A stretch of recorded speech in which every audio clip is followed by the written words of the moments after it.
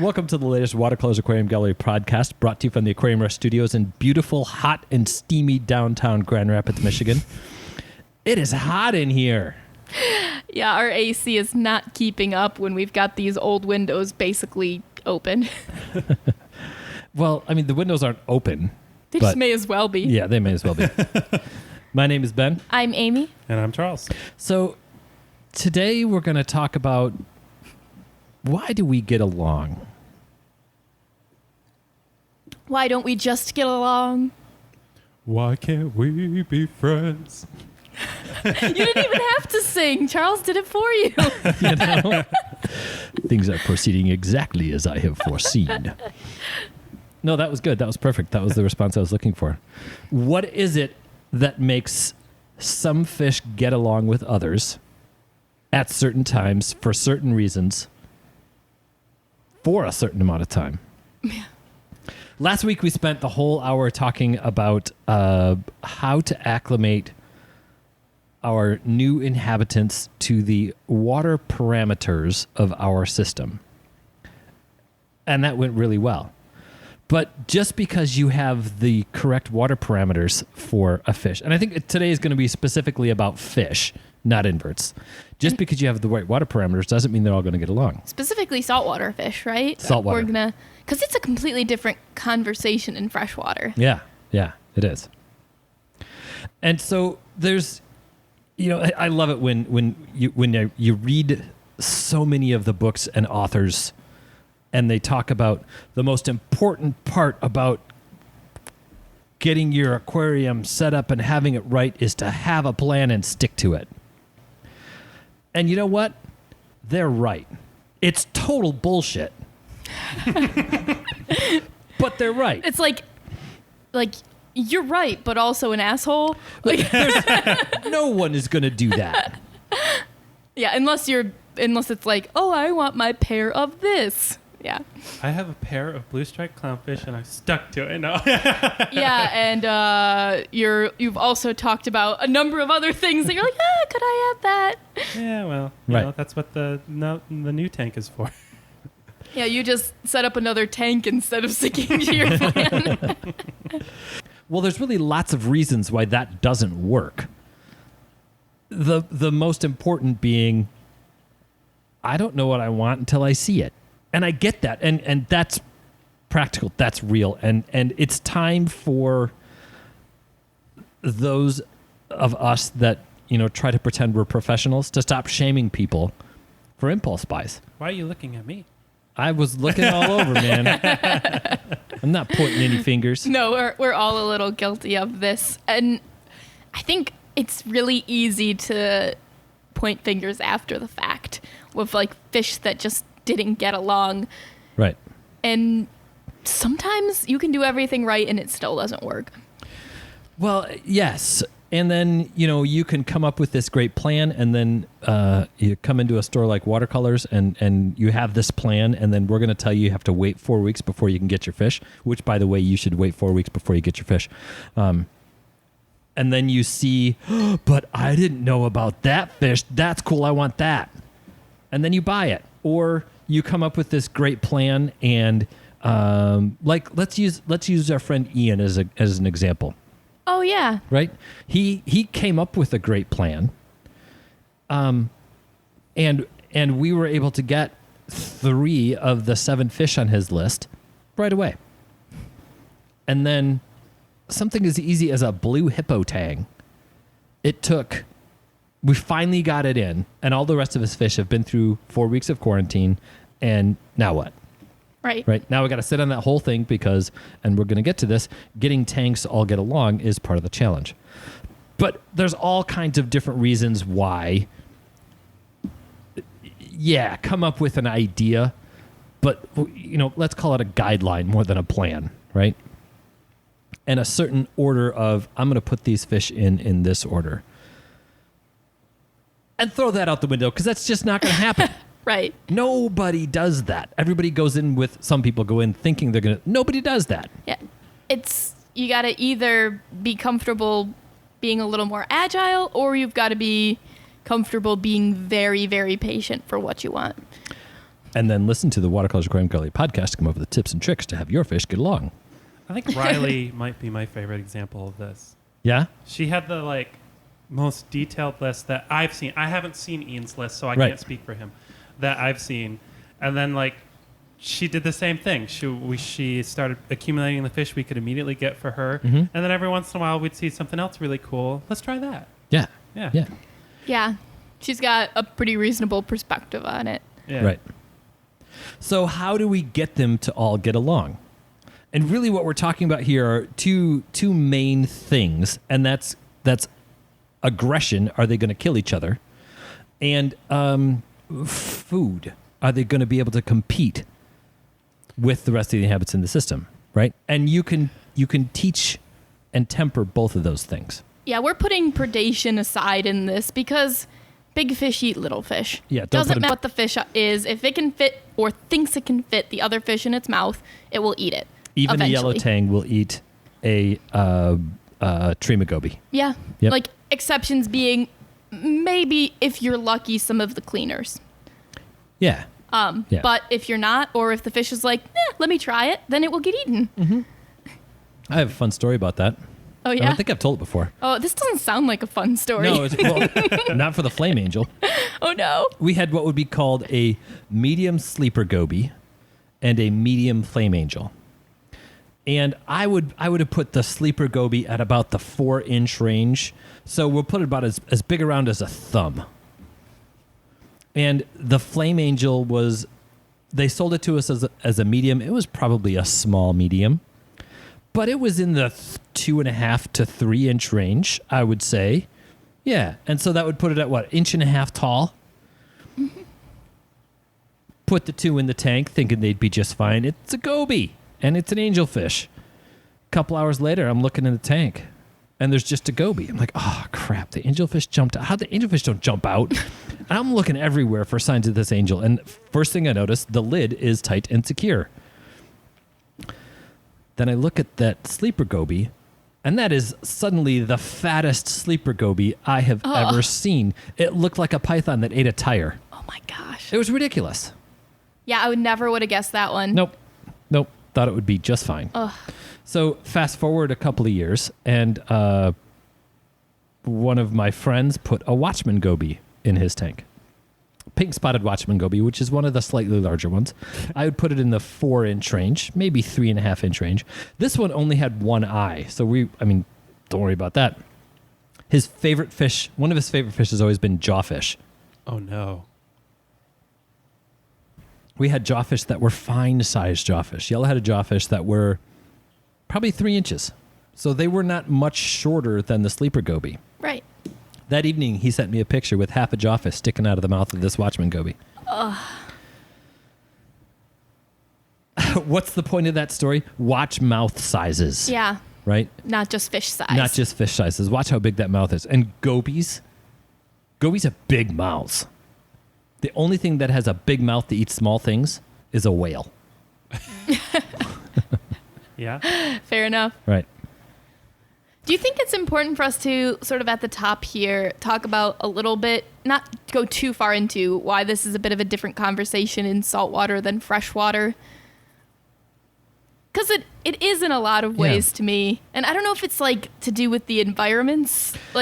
Freshwater environments, we're usually talking about rivers and streams where, it's a little bit more, I don't know, neighborhood-like. It's full of schooling fish, and the reef is not full of schooling fish. Yeah, if you don't like the guy in the corner, you can sort of just keep on moving down the line, and they're more likely to be able to live in larger groups. Yeah. Yeah. Food floats by instead of having to be foraged. Yeah, and Yeah. reefs are a little bit, and even reef tanks too, the way that we construct them, they're a little bit more on top of each other. They're competing for specific holes and rocks. They're all kind of going into the same environment when they sleep at night. It's a little more like trying to get cichlids to get along, only not as, or African cichlids, I should say. Not quite as challenging. Yeah. I'd much rather try to get reef fish to get along than Malawi cichlids. True. For me, one of the big differences is that, at least from the perspective I look at it at, is that most freshwater fish we keep in the hobby are either shoaling or schooling fish, So there's generally an evolutionary incentive to look and behave and act like your neighbor And get along with. Yeah. You're on the reef, there is no such incentive. No, it is a highly competitive environment. Yeah. Yeah. Even when you see big groups of fish together on a reef, couple of things to remember. First, you're often seeing juveniles. If you're seeing a big group of green chromis getting along on the reef, which is pretty easy to see. Quote unquote, getting along. Getting along, right? Most likely they're juveniles, and there's one big one that's the boss. But then the other really big thing to keep in mind, if you're seeing that group, just kind of map out the size of the footprint of what they're taking up. And if there's 20 of them, the footprint is probably the size of the table that we're sitting at today for just the green chromis. Yeah, one of the things that I recently read an article that basically postulated the idea that maybe we need to stop thinking of them like as schooling or shoaling fish because like Anthias, a lot of people get the impression that they're kind of schooling, and they do kind of have a group dynamic. Yeah. But some species anyways. Yeah. But that might just be a result, not because they're quote unquote a true schooling fish, but because there's so many of them on a reef that they have to get along in some capacity. Yeah. Yeah, and it's a good defensive process to like all be out together. Like a school works. It makes it really hard to catch them. As we know here, if there's 30 fish in the tank, it's harder to catch one than it is if there's 6 fish in the tank because your eyes can't focus on them. But at the end of the night, they're all going to different holes. Yeah, when you're seeing Anthias as a group, when you're seeing Tangs as a group, you're not seeing a school because school is for defense. You're not seeing a shoal. What you're seeing is a feeding aggregation. I love that terminology. You're seeing a group of fish that are getting together for lunch. It is usually above a whole bunch of branching corals where there's a 4-inch crevice every 6 inches for each one of those fish. Yeah. How many hidey holes does an average reef tank have? Not enough for 20 Anthias or 20 chromis. Right. And then what happens when the food's gone? Right. Right. We're done feeding. Yeah, I don't want to be next to you anymore. And these ecosystems are so much bigger than our fish tanks. I should say it. Our fish tanks are so much smaller than this ecosystem where these fish come from. Yeah. If you want to replicate like a reef and miniaturize it, you got to go down in size with your fish. Yes. Yes. Yeah, one of the things that like I think a lot of people have problem processing, and this is including myself, is that like you'll look at a 300-gallon reef tank and you're like, wow, that's so big. But then when you compare it to any reef structure at all, you're like, that's nothing. It's minuscule. It's nothing. Right. Right. What are the triggers? Well, there's the blue throat trigger. There's the But it's so funny. Speaking of aggression. So when we talk about whether our fish are going to get along, we are talking about aggression, right? And there are 3 reasons for aggression, and there are only 3. It's that simple. The 3 triggers for aggression, the 3 reasons one fish is going to decide, I'm going to chase you and try to hurt you. 3 reasons. Are you going to try to steal my house? Are you going to try to steal my food? Are you going to try and steal my girlfriend?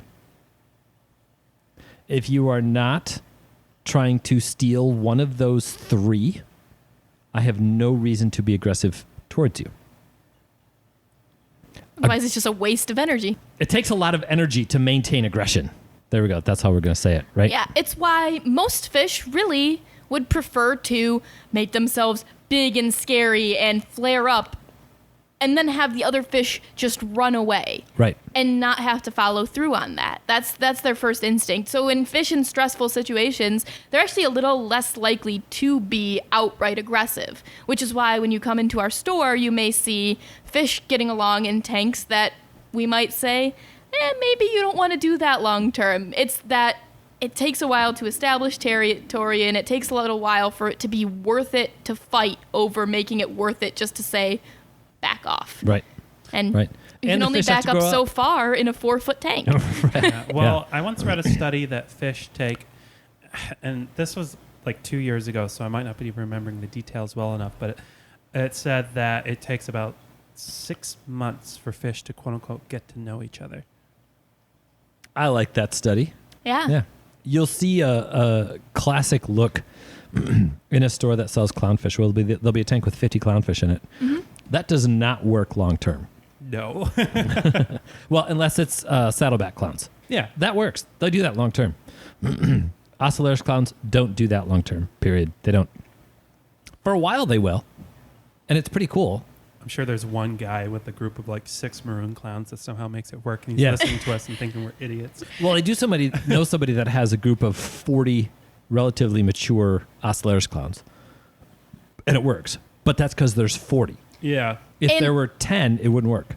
And if there's 40, do you notice every single fish that you lose is the question to me. I feel like at that Yeah. point that basically just functions as like you said, like a Malawi tank. Yeah. Yeah, like there's Yeah. going to be somebody on the bottom of the totem pole to me always. And they may, if you're not like targeting that individual, they may sort of waste away. Right. But he's also had the group for probably 5 years now. Wow. And so you'd notice after 5 years a reduction. Yeah. You wouldn't say, hey, where's Bob? It would just be You'd like, be whittling oh, down. there's not that many fish anymore. That's what makes this conversation so frustrating to have is there's an exception to every single rule here because it's like saying, people want to say, do these fish get along? And it's like, well, if I have 2 friends, do I know if they'll get along? I don't They know. have similar hobbies. They are the same age. They went to the same school. Will they get along? I don't know. I don't know. Maybe you throw them together and see what happens. They might get along for a year Yeah. and then just totally turn on each other. They could be best friends forever, or they could have no interest in each other. That's the thing that's really hard in saltwater, and I've been waiting for you to say it. You have a particular line that I really like, and I want you to have credit for it. Right. Fish don't read the same Fish books that don't we read the do. book. Yeah. Yeah. Yellow tangs eating coral happens sometimes, right? It's very rare, but they're not supposed to eat coral. You're right. They're not supposed to. Sometimes it happens. But, the one in front of you right now is eating It coral. just munched a coral. Right. You can't say, no, they don't do that. Yeah. Because it is. Right. So we should probably go back to those 3 triggers The- then yeah. and talk about what does that actually translate to when it comes to choosing a fish to put in your tank? So we mentioned the 3 reasons for aggression. Steal him a house, steal him a food, or steal him a girlfriend. And I'm not being sexist here. Most of the time, it is male fish that instigate the aggression over choosing a partner, Can we right? talk about the one major exception that's probably like... Except clownfish. yeah, because they're Yes. the one... They're the most common fish in the hobby. Two female clownfish are probably the least compatible fish on the planet. So, yes, we can talk about that one. But I'm not being sexist. I'm being Generalist. accurate. With a generalist, with an exception, because, there's always an exception. They don't all read the book. No. So, anyway, food, house, mate. Where do you want to start? Well, so the 3 triggers for those aggression are color, or we're going to go in order of importance. Shape, color, size. Right? So fish that are the same shape have a very high likelihood of either eating similar or same foods or living in the same house, wanting the same place to sleep at night. I have an example of that today. Which one? We moved a group of fish out of quarantine today. Yes. In that group was a purple tang and a multicolor angel. Yes, I know there were multiple of each, but for this specific example, Yeah. one of each of those. I decided to put them in a tank that had a Tamini tang. Mm-hmm.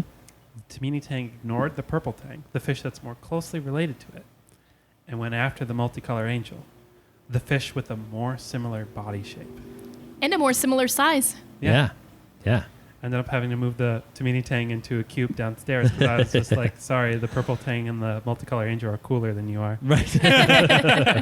Yeah. Yeah. I like it. So that's body shape. Color has so much to do with mate. Fish that are flashing the same kinds of colors, they're probably trying to attract the same girlfriend. Flasher and fairy wresses are classic examples of those. If you have two fairy or flasher wresses that both have a lot of yellow, they're less likely to get along than if you have two fairy wresses that one has yellow and one has blue. You know what's a really crazy double whammy example that people ask if it'll work a lot? Orchid dottybacks and royal grommas. Yeah, that's a tricky one. Similar body shape and similar color. Similar color. That's what makes tanks that are at 55 gallons and below so difficult to stock. Yeah. It really puts you in this tight circle where a lot of fish have a lot of similarity. I don't know, 75% of the fish that you put in a tank like that are long, skinny fish. Right. So it's... Yeah. Do you roll the dice with something that's a little bit of a bulkier, long, skinny fish and a little bit of a slimmer one that's a little bit more of a different color than the others? You know, it can become quite a juggling act pretty quickly. Yeah. The advice there is to try and just vary those two things as much as possible. Yeah. The last one being size gets a little bit tricky. Yeah. Right? Because big fish don't need to pick on little fish. They don't need to show them who's boss as much because it's obvious. I'm bigger. Don't challenge me. And the little fish, with some exceptions, know you are bigger. I will leave you alone. The challenge comes in, and with tangs, and it's a little bit what you ran into with that multicolor engine, the Tomato Tang. The Tomato Tang looked at that purple tang and went, I'm not messing with you. You are bigger than me. But you multicolor angel, we're similar size. We don't know who's the dominant fish here. Let's fight and figure it out. So if you're trying to pair up, let's say a purple tang and a yellow tang, don't put two in the tank that are the same size. They'll have to fight to determine who the dominant fish is. You know how like if you're in a bar and like some guy's starting crap and then he stands up and he's like 6'5" and you're like, whoa, never mind. That's the response you want in a situation. Yeah, no, that's the response you want. You're exactly right. Yeah, the other fish to say,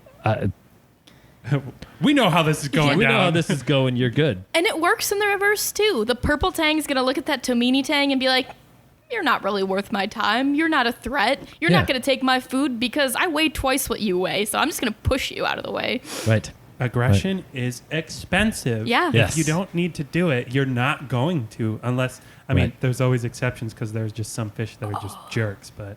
Yeah, there are jerks all over the planet. I know. That's right. Yeah, and there are scrappy little guys that are going to look at some 6'5" guy in the bar and say, come on, bro, let's go. I'm still blown away of like one time I stuck I think it was a small hippo tang with a big Scopus tang. And that hippo tang said, I can take you. Yeah. And I literally watched the Scopus tang, like, of course I'm anthropomorphizing, but Right. it was literally sitting there like, what is happening? Like, what do you think I'm going to do to you? He's like, let me at him. Yeah. I throw one punch and he's dead. What am I supposed to do? You know, that's an interesting point to go to next, right? Because we look at these fish and we look at that aggression and we think how much damage can be done. And that damage scales down. So you'll see a fish maybe that doesn't even have any torn fins, but you know that they've been fighting. And the next day you come back and that fish that doesn't have torn fins, but you know they're fighting, you come back and it's dead. A lot of these fish fight by ramming each other. And if you can picture those fish moving through the water at the rate that they move through the water, and then you scale that down, think of you know, somebody on a ski slope ramming into somebody else as hard as they can, the amount of internal damage that can do. And we kind of lose sight of the fact that if that fish hits that other fish hard enough, it can do significant internal damage, and we'll never see that damage. We'll just know that It really doesn't look like it. Like when you're even watching the fish, it looks like, I don't know, if you're hitting two pieces of paper against each other, because that's the scale that we're looking at it as. Right. But it's like a dude twice your size, bowling you over. and then you have 3 broken ribs and a ruptured kidney. The most you'll really ever see is a little bit of bruising, and that usually indicates internal bleeding going on, and that's not a good sign. Right. Force is mass times acceleration. Yeah. So, you double the mass and your force is much stronger. Right. Right.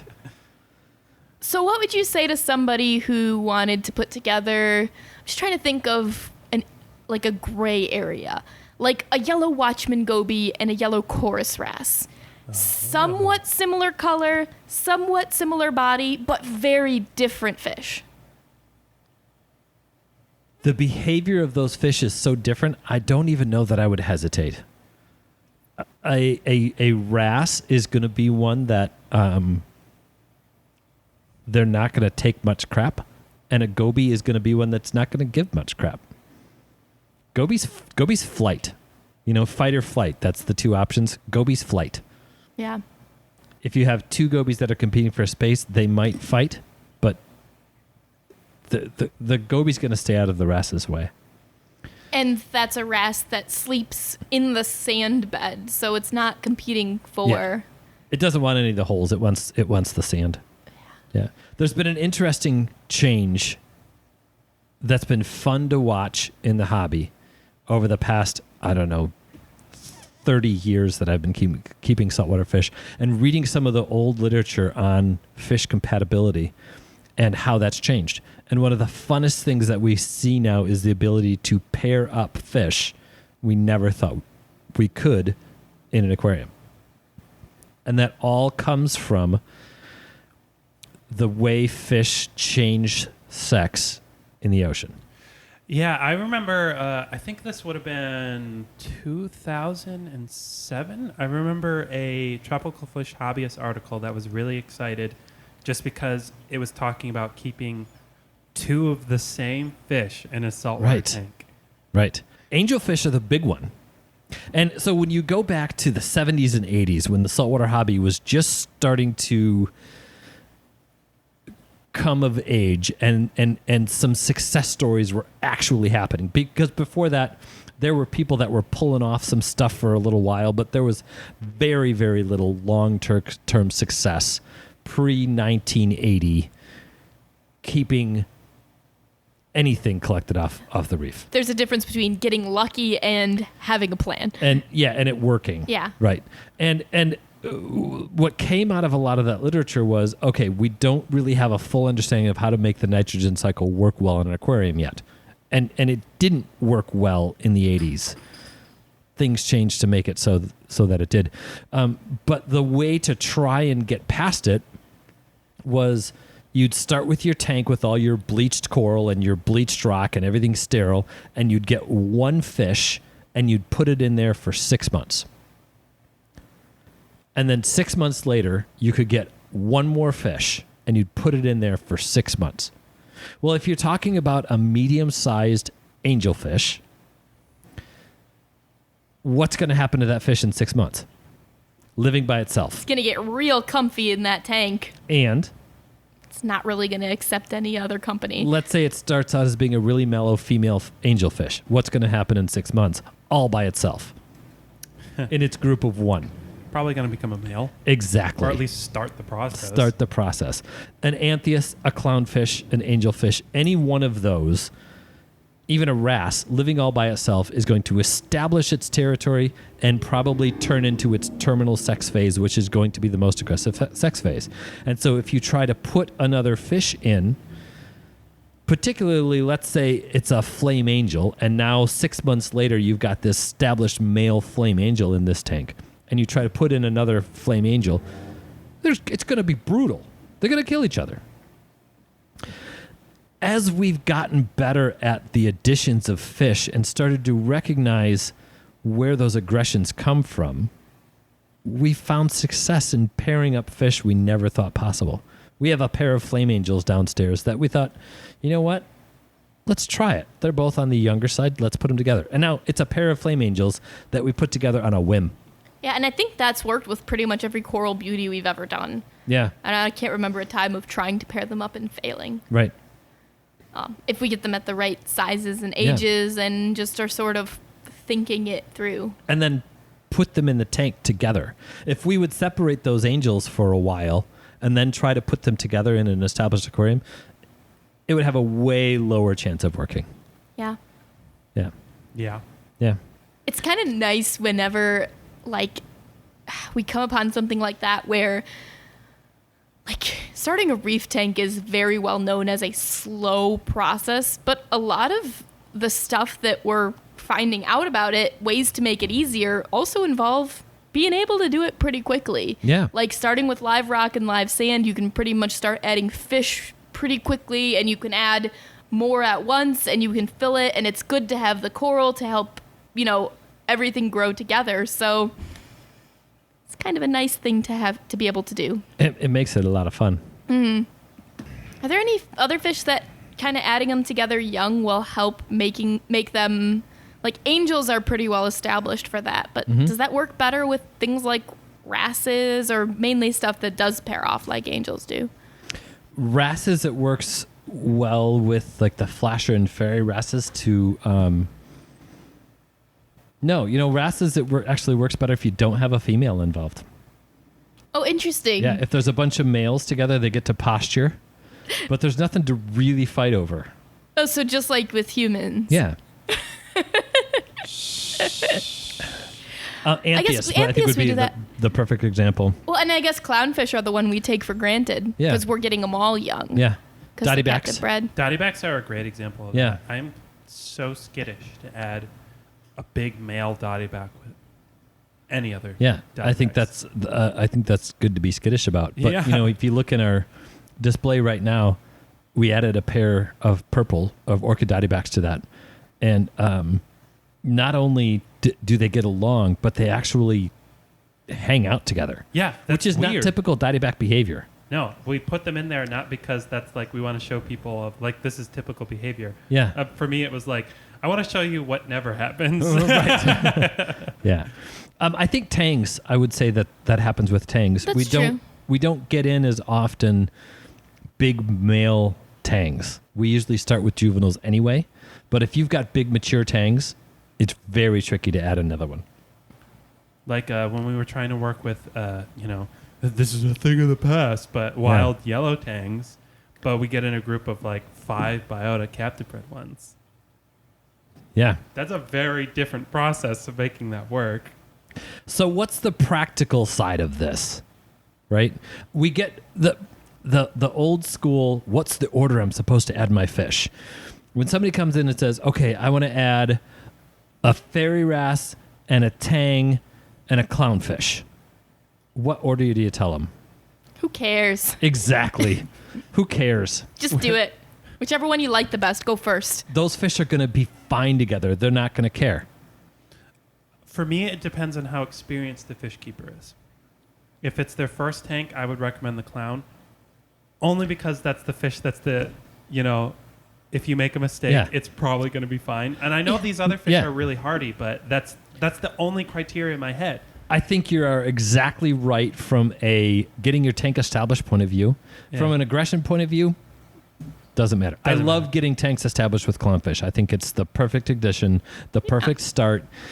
They don't care about most of the other additions we're going to have in the tank. They're going to be good and hardy. They adapt really, really well to aquarium life. Start with those. And I think they're great for to break in any newbie. Like you're going to have those moments where you're like, oh, I screwed up. And a clownfish will be like, yeah, you did. Now fix it. Yeah. but then we'll be fine. Yeah, then we'll be fine. Yeah. So maybe this is a harder one. Uh-huh.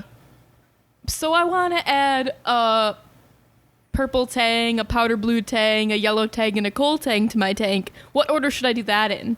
Oh, God. And that's where we get to the fun part. To me, that's the meat of what this is about. How do you acclimate fish that typically have a challenge together? How do you get them to get along? I think the ideal situation is if you can pull it off, and I'm not saying this is easy, add them all at the same time. Because then they're all on even footing. No one has an established territory. Nothing. Yes. And immediately throw in food. Yeah. And now what if you can't? What if you're like most people and you say, check it out. I added them at the same time. I got my 180-gallon aquarium, and I've got my purple tang and my yellow tang. Those are the only tangs I want. Oh, look at that powder blue and that coal tang. I really want to add those two. And now the wheels have fallen off the plan. Yes. Which, by the way, anyone out there who has made a plan and stuck to it. If you can demonstrate to me that you have made your plan and you have stuck to it, I will send you a free t-shirt. Yeah, and then Okay, we'll all like take a moment of silence out of respect for your self-control. Yes, up to 3 t-shirts, just in case all of a sudden we get all of this like Send me a t-shirt. overwhelmed with responses to this. But if you have, okay, here is my dry tank, here's my fish plan, here's the order I'm going to add them, and a year later, all of those fish were added at the same time. Has anybody out there actually done it? I want to know. And you have more than one fish. I was about to say, Yeah. about to say, because I cheat that because I think at this table, I'm definitely the most risk averse when it comes to adding fish together. My Yeah. solution is I just get a different tank and I put the one fish I want in it. Well, yeah. Yeah, and come on, guys, be reasonable about this. You know what we're looking for here. Yeah, if yeah. it's Charles and you just did 2 fish, of course you're going to make that work if it's a species tank. But if you've got your reef Yeah. tank, I still want to see it, but Yeah. you don't get a t-shirt. you don't get a t-shirt. Yep. You do get a thumbs up. Yeah. And Yeah. I just made up all the rules, and one of the rules I'm going to make up is I can change the rules if I'd so decide to change the rules. Right. So let's go back to this tang example. Okay, let's go Yeah. back to this tang example. Because this is very practical to us. Yes. What? No. Yes. So do we want to tell this story in the framing of how we did it? I think that's probably why I named those specific fish. Okay, just making sure. So the backstory for this is how long have you had that 220 set up? That 220 has been set up for 4 years? 5 years? It's been set up longer than I've been here, but when I started, it was still clownfish. Okay. So how long have because the purple and the yellow tang predate me, so I genuinely don't know. How long have those two been in there? How long have you been here? About 3 years. 3.5 years. Yeah, Okay. probably. Yes, totally made that up, by the way. But Yeah. it is probably But it something like tracks. that. I think those are some of the first things that we added Yeah. after we converted that from the clownfish tank. I'm just trying to give people context You for are- just how. And I think we added a youngish yellow tang and then the purple tang later. We did. And the Okay. purple tang was bigger than the yellow tang Yeah. when we put it in. And the reason for Probably that about is, a third larger. yeah, if you've got a small fish that's established and a big fish comes in, the small fish goes, "Ah, crap, now I have to share." And the big fish goes, "Oh, this is now my kingdom, and you are a part of my kingdom. Young one, serve me well." And you know what we also had at the time that we did that? A sailfin tang that was twice the size of either of them. Oh, yeah, that's true. He was the boss of all of them. Yep. So it's something that on paper probably shouldn't have worked. It's Yeah. just They were all zebra They were soma. all very similar looking tangs, and we did just kind of throw one in at a time. We didn't, it was just we just did it as we did it, and we were lucky that it worked out really well. 210-gallon tank, Yeah. lots of live rock. We moved some stuff around when we had the fish, which breaks up the territories a little bit. We did all of those things right-ish. Yeah, and we're lucky that that yellow tang and that purple tang are best buds. They are buds. So this is where I come into the picture Yes. because my perspective is when I started working here, those two were best friends. Yeah. Every tang we tried to add into that tank, they would gang up on And take it out. Yeah. together. Yes. And it was kind of freaky. I've never seen tangs like gang up on something like that. Oh, yeah. And the other tang would be looking at him like, "Why can't we Exactly. be friends?" I surrender. Just want some food. Told you I'd break into song. Yeah. Mm-hmm. So I'm trying to think of what the. We even tried adding a rabbit fish, and they did the same thing. They 'cause took it out, They eat the same food. right? So then let's say 3.5 years later. Yeah. Actually, let's say like 3 years later, because the tanks that are in there now have been in there for a while. Like a week, right? Yeah. Something like that. I'm trying to remember what happened. I think you wanted to put the coal tang in, Yeah. and it just happened to be with the powder blue that was very outgoing. Right. I think that's what happened. Yeah. Can we put them both in? Yes. Yeah. So then the strategy there became, all right, so we're not just introducing one tang. Mm-hmm. We're introducing 2 new tangs that know each other and kind of get along. Mm-hmm. So then we added 2 acclimation boxes Yes. into the tank. That to me is just that is a game changer. Yeah. I think in this case, and I say specifically this case, Yeah.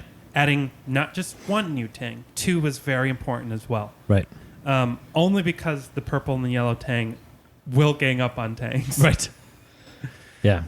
So making it kind of a quote-unquote even fight Yeah. made them very clearly more adverse to doing that. And we should mention at this point that a 4-year-old established reef tank, once you add fish to that tank, they are not coming back out. Right. Like, They're- alive or dead, you can't get in those rocks. You can't pull all your coral apart. You can't tear down the entire tank to get one bullied fish out. It is so hard to get a fish out of an established reef. A big one, a 200 plus gallon aquarium. We're talking about, well, price of coal tang is rocketed up to $400. Powder then became blue priceless. is $150 to $180, I think. I think $129.99. Yeah, it's hard to keep track It in varies. this It season. does. Yeah. So, but let's say at least $500 worth of fish, Yeah. And we want them forever. and fish that we've grown pretty attached to, having them in our systems and just value because they are what they are. Yeah, this coal tang and this powder blue tang very clearly went into the display because we liked that coal tang and that powder blue. Right. Yeah, Well, the coal tang was so the Hawaii banned the collection of all aquarium fish.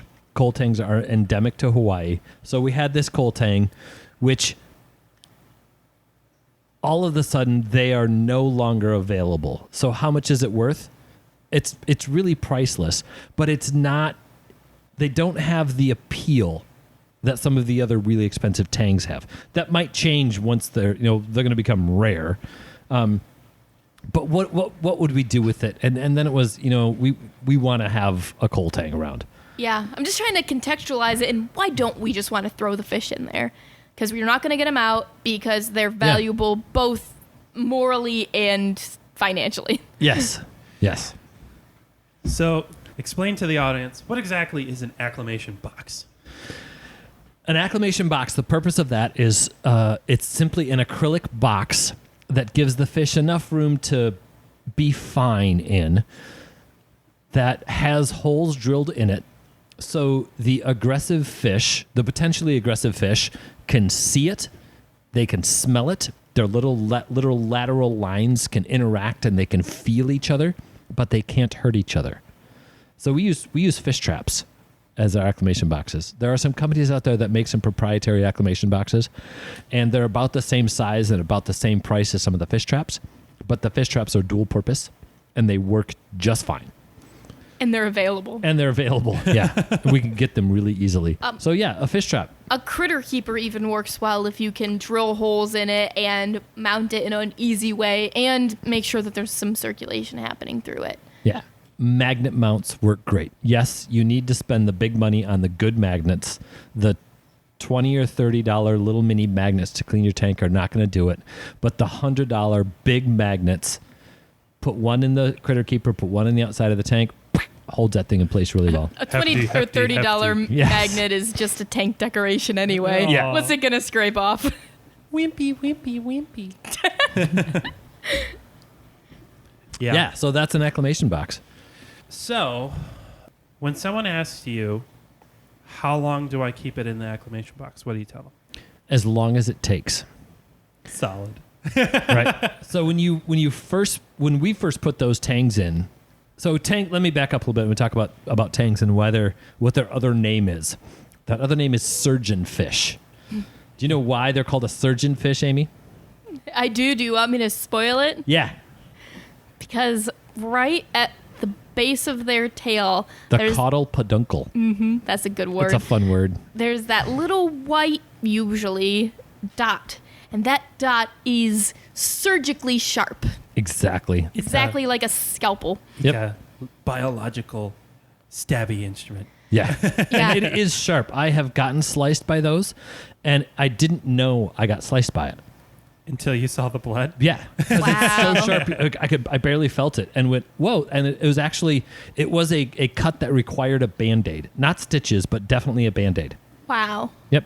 It was impressive how sharp. I was like, wow, I'm bleeding on my fingertip. And That's so you know, cool. yeah.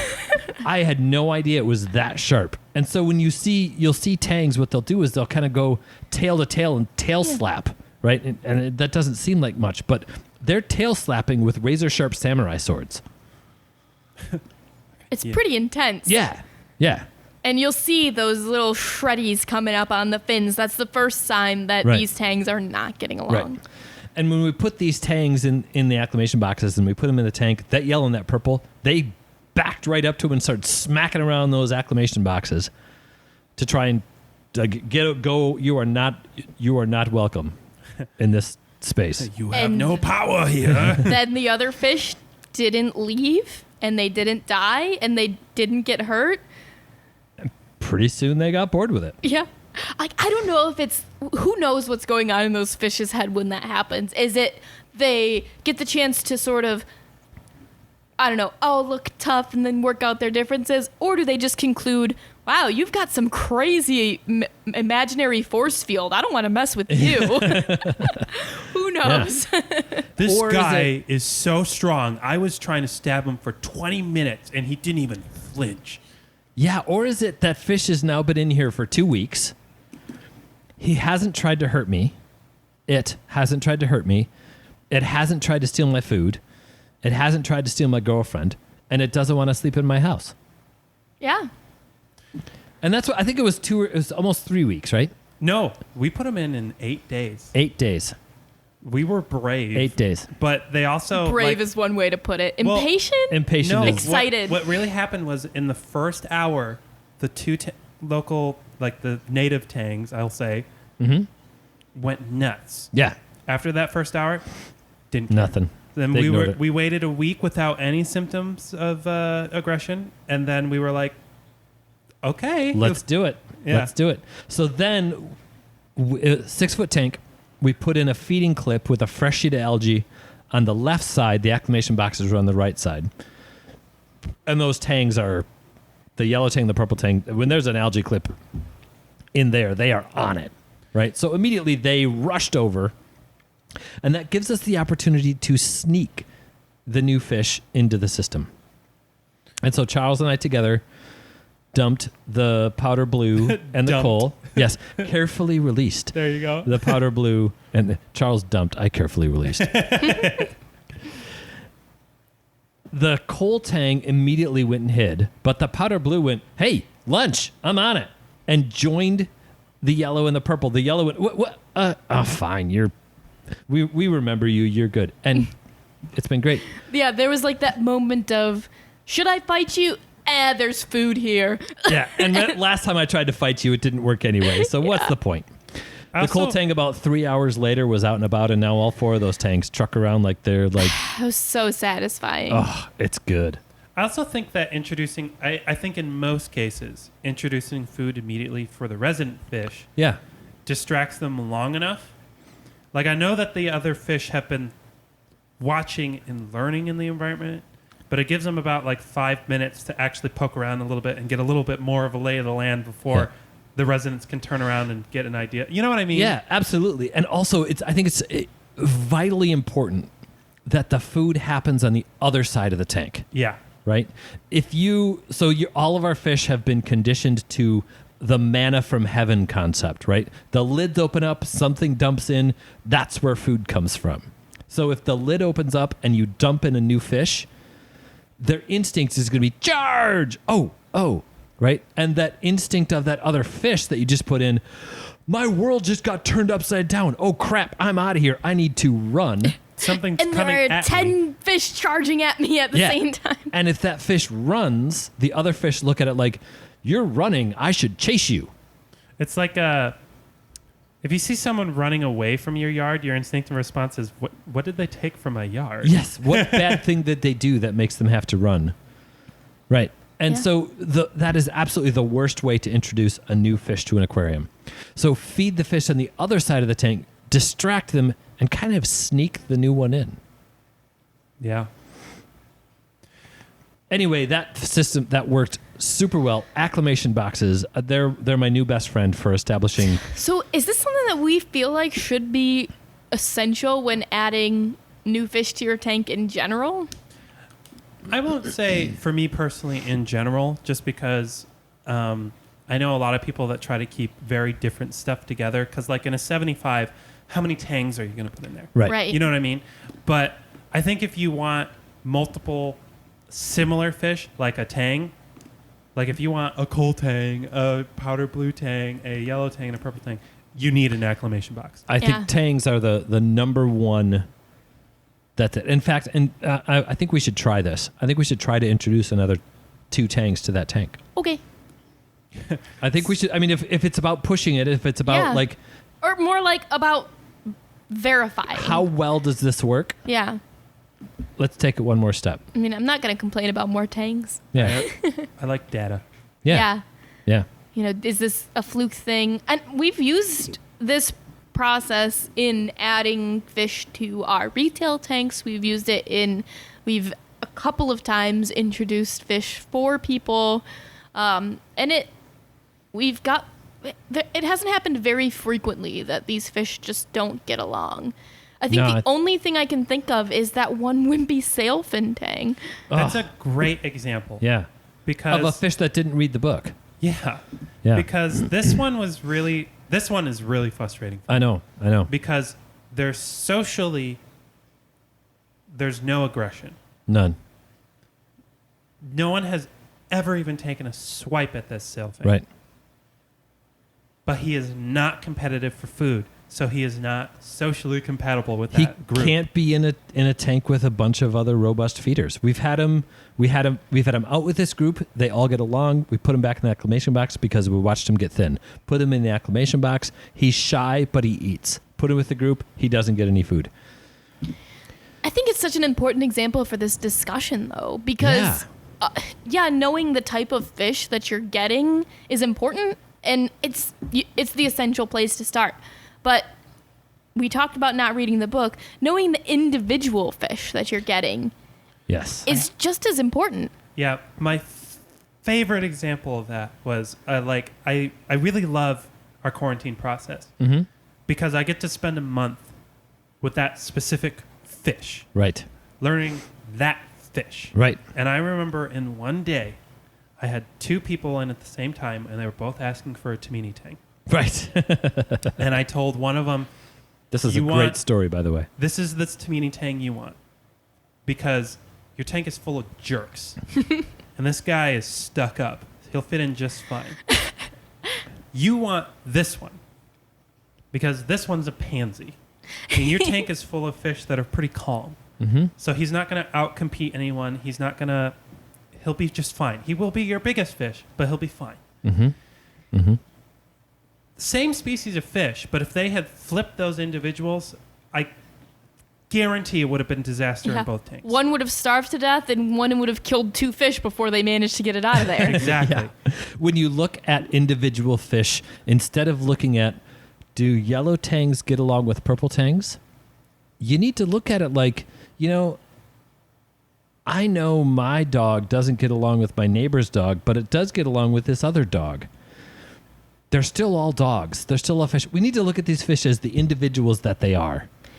Yeah, and they live, 15, 20 years generally. Yeah. So they have plenty of time to develop an individual personality. They have a level of intelligence that deserves a little bit of respect and consideration. So finding the right fit for your tank may not just be about color palette. It's a yellow tang. It's going to be like all other yellow tangs.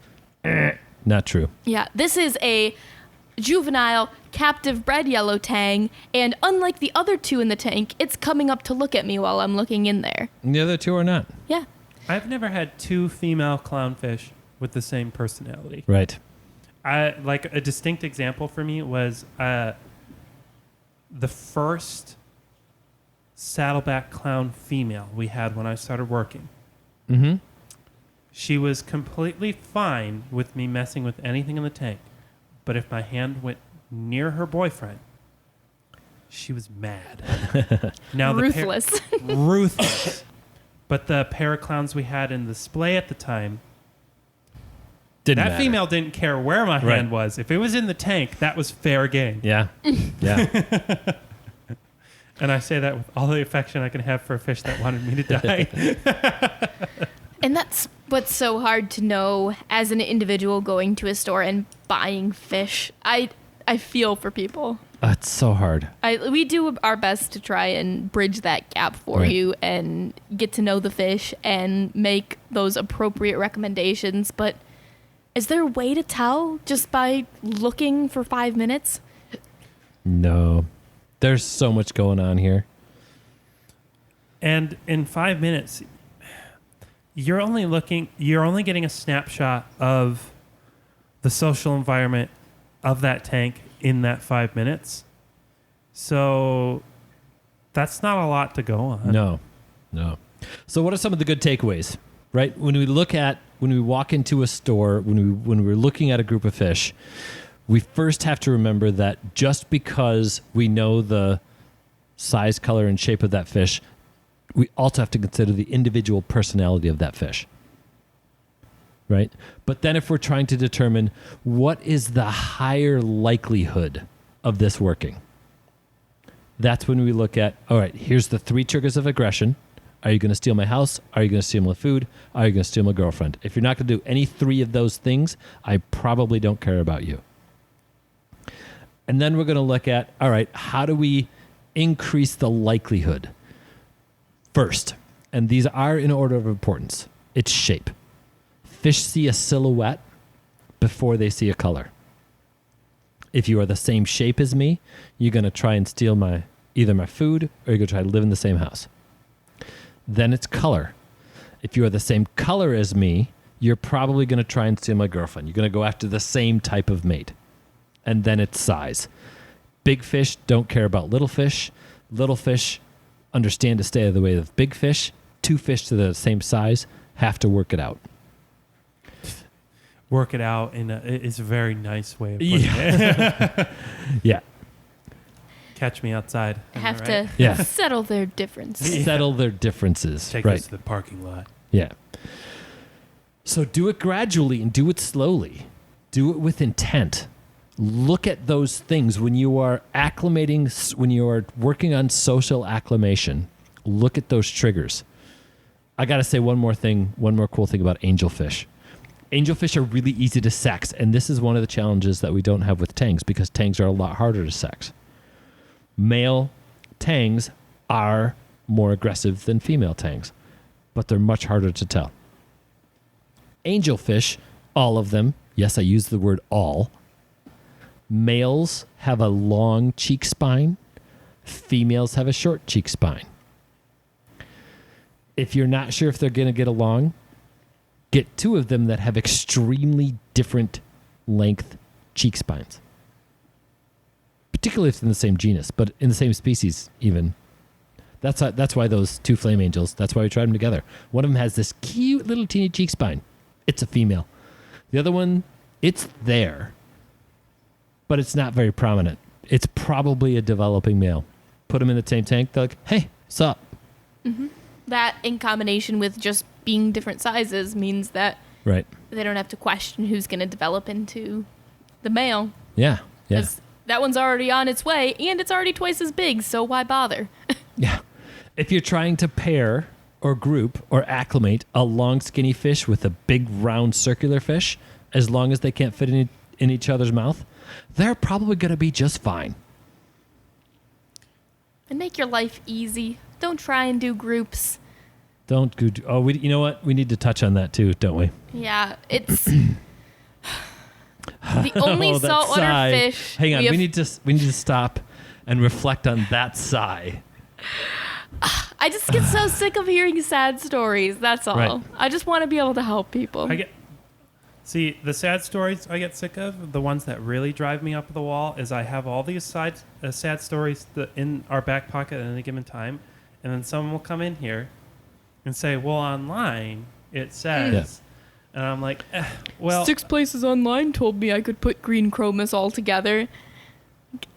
Or the store down the street said you can put 6 green chromis together, from the 19-year-old kid who's had a fish tank for 6 Yeah. months and says you can do it. Well, here's my counterpoint. Yeah. Let's not even go there. All My right. counterpoint is I'm trying to convince you to buy 1 fish. That guy's trying to convince you to buy 6 fish. That should be obvious. We want less of your money. I am begging you to give me less of your money. Right. And you're mad at me. Right. And all I say is just ask whoever told you that you could for how long? How long have you had 6 chromis in a 75-gallon tank? Right. 3 months? Nothing. Nothing. A year? You don't have 6 anymore, Right. but maybe you've got 3. 5 years? 1 or 2. Right. Also, fun fact, Matthew Rittenrick's book on the complete illustrated guide of breeding marine fishes Yeah? says you cannot keep chromis in groups because they don't live in groups. Finally, it's somewhere in writing, so people have to stop listening to us and they'll believe it somewhere else. I know. This Bengai is coming Cardinals. Yeah. Bengai Cardinals, same Don't. story, guys. Any Yeah. cardinals, don't. Any Cardinals, don't do it. Antheus Here's the in thing. large tanks With a lot of food. A lot of maybe. food. A lot of food. Right. and all females, maybe 1 male, right? Maybe. Only one male Only for sure. one male for only sure. one male for sure. And you better be really sure you only have females. The only fish that I can think of that I'm comfortable. Nope, 2 species. 2 species that I'm comfortable with multiple, more than just a pair. Anybody else? Unless you have a giant tank, and there are some exceptions. I'm thinking of 2 species. How many could you come up with that you can keep? Like, we're gonna say more than 2. There are a couple of fish that are like 1 or 2 inches that I think in a large enough tank they'd be able to establish No, separate but I mean that they're territories. gonna like form a group. Yeah. Yeah. Right. And actually, not like jawfish. You Yeah. can keep a jawfish. You can keep jawfish in. I think it's 2 square feet. Yeah. Right. So if you've got maybe it's even 18 I inches. think Anyway, that's kind of the rule for chromis too, actually. Yeah. Yeah. That's the rule of thumb at least I've given to people is 1 or a pair per 2 square feet. So that's a completely different story. Right. This is But I'm fish that saying are going to hang out A together. cohesive group, and don't name any names. I can Yeah. think of 2 with a possible third. 2 different species. Charles, I can think of long term. 3, I can think but of- they're all for the same reason. I can think of 3. Are they all in the same genus? Yeah. Not the same genus, but the No? same group. Not the same genus for you? There's one outside the genus? So I'm assuming, are you guys talking about Tremagobies? I am No. not. Because I'm I'm not. thinking Tremagobies, Eviota gobies, and clown gobies.